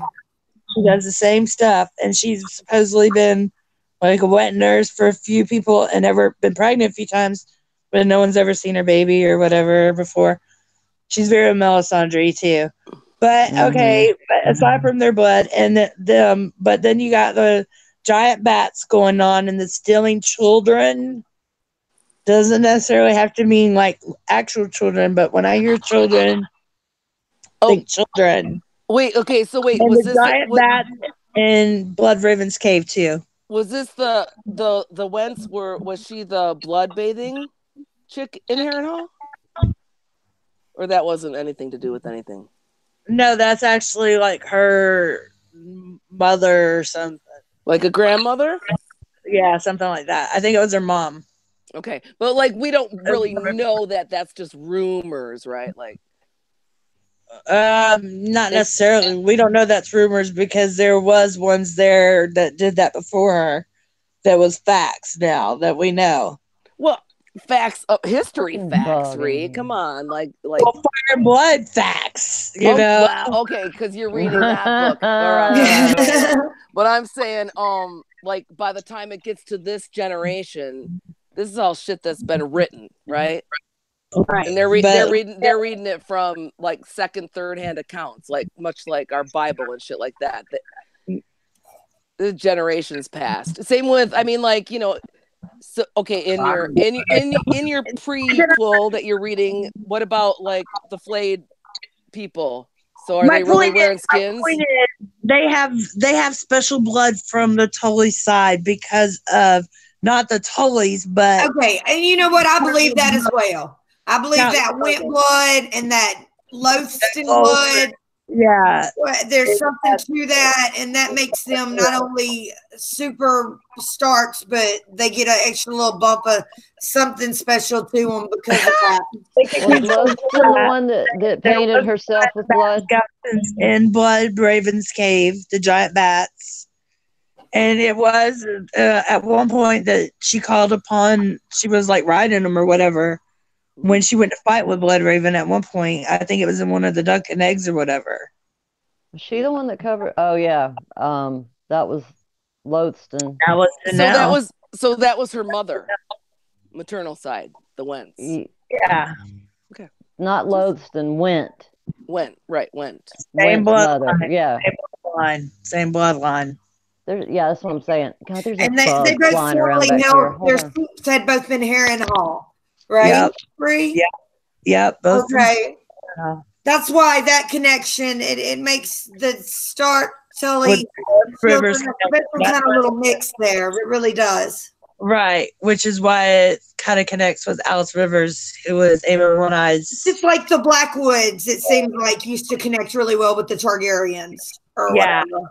Yeah. Okay. Well, connect to the Targaryens too in ways if you go that route. But yeah, who knows? I have another question, like with so when because I know I missed. Sorry, I was tardy. Last chapter, but when Tywin's losing his crap about like and how because the Starks took River Run. And then they have Jaime. They have his son. That's my son. Whatever. Right. That's my son. Yeah. Like basically, they're like, yeah, 2 daughters for a son. Pah, nothing. And then they were like, but they could take over. What's their keep? The Lion House. The Lannister. What's Casterly Rock? Was that even ever discussed? I don't think they were ever. Did Rob ever even mention that? Like it was just like, I mean, his mom like screwed him with letting go, and that was a whole nother clusterfuck. But I mean, because that was the first thing they thought of strategically, and I didn't look well enough at the map, like, but I was just like, I didn't realize that they were that. I knew River Run was a great place to be in a siege, you know, like they could hold up there forever, right? But I didn't realize strategically how well they were placed to kind of really kick ass. Like Tywin was breaking it down, and he was like, he's gonna have to open a can of whoop ass. Because where is he right now? He's at Harrenhal, right? No. Where is Tywin when all that they find out all that shit? They're at the end of the crossroads. Oh, yeah. Well, okay, so even closer then, right? I think that was initially the plan, but everything. And y'all, something that stuck out to me in this chapter too, though, was when Tywin is talking about Roose Bolton and just like the man's a cautious man. The man's a cautious. But what was it he was saying about him? Oh yeah, no, that he was repeated good. it a few times, and it makes me think they already had first contact. Yep. I can't see. I don't have enough light. And the part where Tyrion was talking about the lady, I forget her name, that on the end, because she always chewed the red leaf, and Yorn always chewed the red leaf, and that just made me think of, like, I don't know, the Lannister Red, because they killed them both. Yeah. Wait. That's where you mean the sour leaf Marsha Heddle used to always chew on? Yeah, it was red. Yeah, it was red in their mouth. And somebody had told me before, I believe Eduardo told me that in any literature, a gibbet being erected, the thing that they built they built the thing to hang the noose on, right? It's called a gibbet or gibbet. All right. And Eduardo told me that in any kind of literature that symbolizes like misfortune or something like that. Whenever they make the gallows, see, I didn't. Yeah. It's called a gibbet, a gibbet, a gibbet, a gibbet. I was more focused on your erection. I'm just saying. So, what did he say? What when he was screaming? What? Bran, you're always like so better at this than me. I think. I know he's just a little tree over there. I know. What are y'all talking about? I don't know. Gibbets. No, he doesn't say that in here, does he? No, he just talks about him walking past it. Right. Oh, okay. Are y'all talking about the little old lady that on the end that got hung? Yes, Marsha Heddle, yes. See, that's not nice. Yeah, well, Tyrion, wasn't he upset because she made some good food? What a smart Tyrion. No, it was kind of like fuck her because of what happened. Yeah. But that was like nobody could do anything at that point, right? I mean, like she kind of called in the banners. And was it in the last one? Oh, I wasn't here with you guys. Did any Stark people outwardly not come to their banner call while Robb was alive? I don't think so. I thought they all did, right? So I mean, he's got like right now, Tywin is really like quaking in his boots. He's got like he's looking at a form, and the fact that he doesn't have his son. I mean, basically, it almost sounds like he just figured Jaime was going to win this for him, right? I mean, is that kind of? And here he still has two hands. Like it's hard to remember him back then, right? Jaime was too cocky back then and thought cocky, right? Like I mean, and his dad thought so too. He was just like, but then once his son was captured, he was like, "That's it." Hey, in the new pictures they've released, that's the look Jaime has on his face, in my opinion. It's almost like he's being interrogated and he's got this look on his face like, kiss my ass, You know what? I think he's sitting there with Bran in that picture. I think it's talking. That's possible. Damn. I hate when they do shit. They just do shit to get us. I'd almost rather. You guys, I haven't seen any be a trailer or anything. No, you haven't. I just watched the trailers and I'll watch. I've seen the pictures. I won't do spoiler stuff. No. Right. I don't either. I don't really consider trailers spoilers, but I really haven't seen them yet. Am I a big loser? Oh, they're good. Yeah. No. Just go look at it. I mean, if you could hold off this long, that's a little gift to yourself. I know. we should Rhee, we should do that. You should watch it with me. We should break it down. You pop my cherry. Yeah, for real.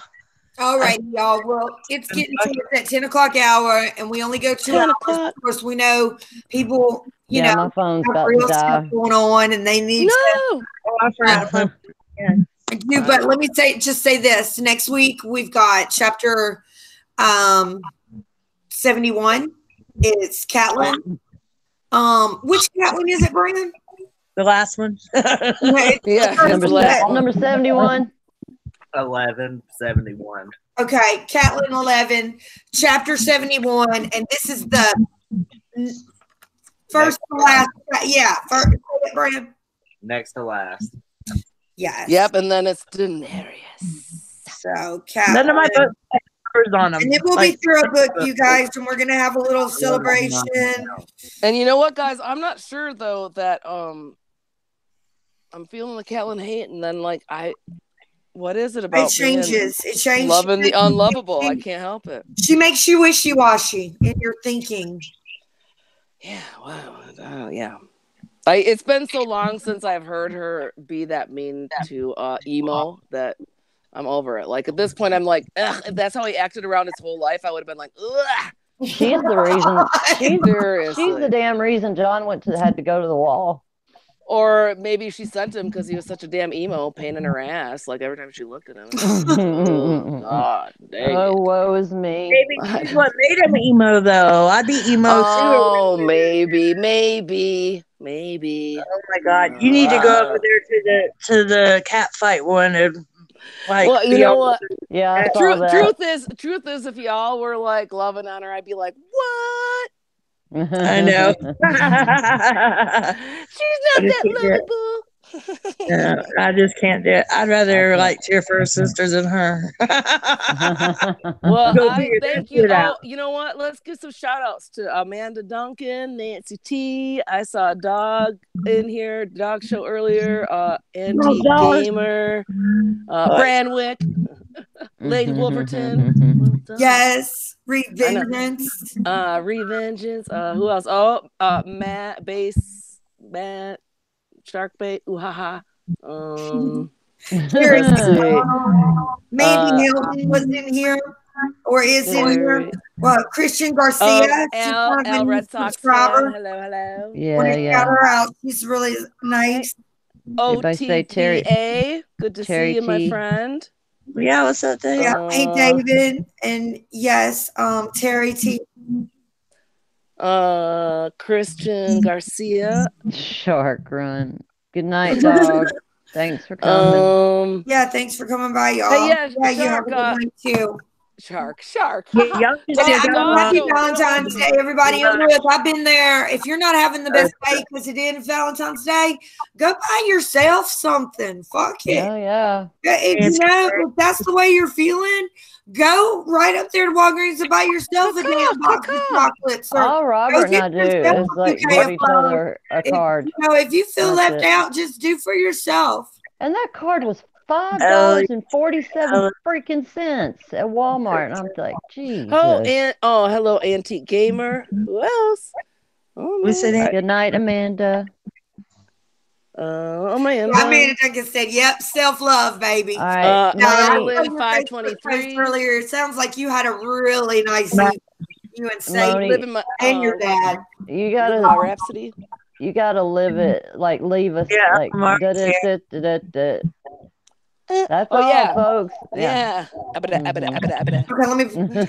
okay, everybody. See y'all later, and we'll see y'all next Thursday. I got sidetracked. I'm sorry. All right.